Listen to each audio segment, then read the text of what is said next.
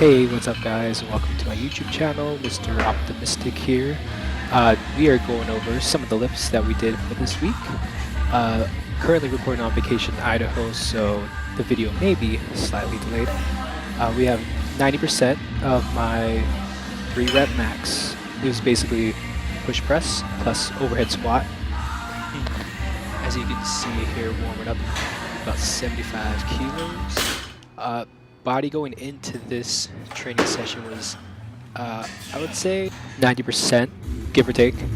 Some of the extracurricular activities I've been doing to strengthen, basically, as you see right there, overhead position, making sure my left wrist slash left side of my body is as strong, if not coming back to get a little bit stronger than my right side. And most importantly, as I go down, you can kind of see my head wobbling a little bit there. Definitely trying to work on that upright position going down the catch. This is mainly what the push press is for, obviously to get more stronger overhead position. So, you know, when you catch a max, you're not destabilized at the very bottom position. Just trying to make sure the whole back is tight during that. Me like laughing because that slammed on me right there. Basically make sure the whole back is tight and stable as you are descending like that. Not too bad. Feeling a little confident here, I would say.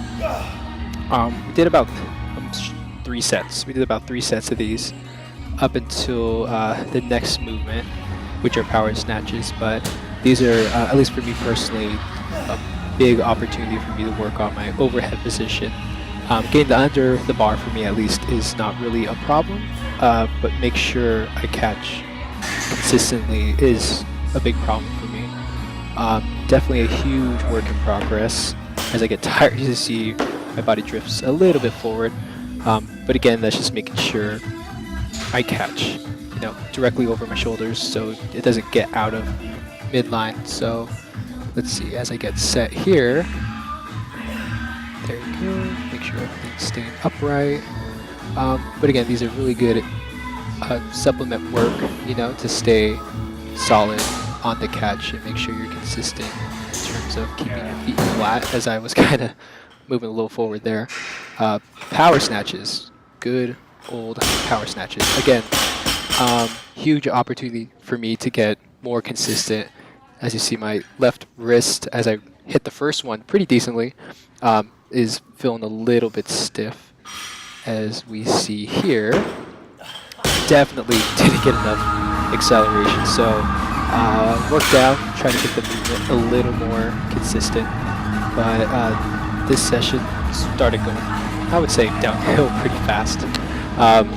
But you know, again, just trying to get more consistent on the catch and the turnover is, you know, again, a big opportunity for me. But as I started going into the power snatches, actually, my body started feeling a little bit, I'd say a lot of it, just fatigued, basically.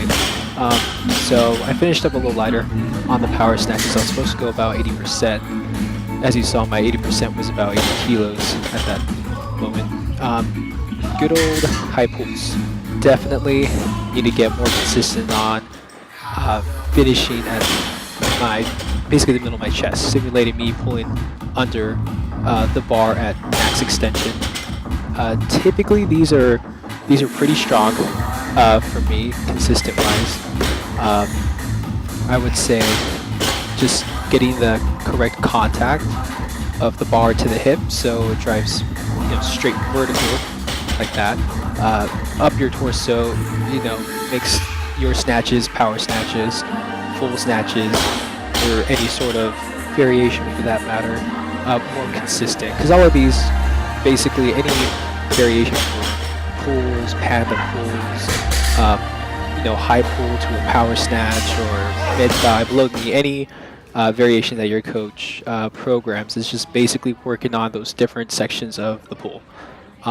This is actually, I had to do since I went on vacation, right? Like I said in the beginning, both of these are back-to-back sessions that I had to squeak in. So these are another great opportunity for me to make sure as I push, keep my torso upright and keep my feet flat-footed. Those are people call them soft presses or snatch presses in the hole. Those are definitely a big challenge for, I would say, anybody intermediate or definitely from beginner to advanced. Those are definitely something that are going to make sure you stay consistent in that upright position.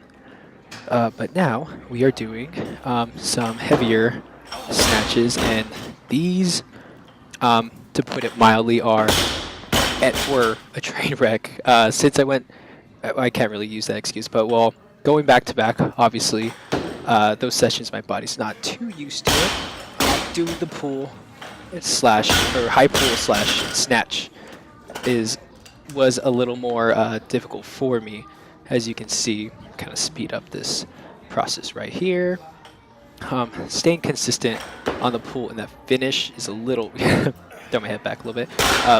Pretty rough. I was honestly pretty frustrated at my performance here. I was supposed to work up to about 88%, which is 90 kilos here.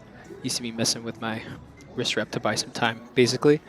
But again, you can basically see as I get set, push through the extension, I was totally out of position, so I had to go down.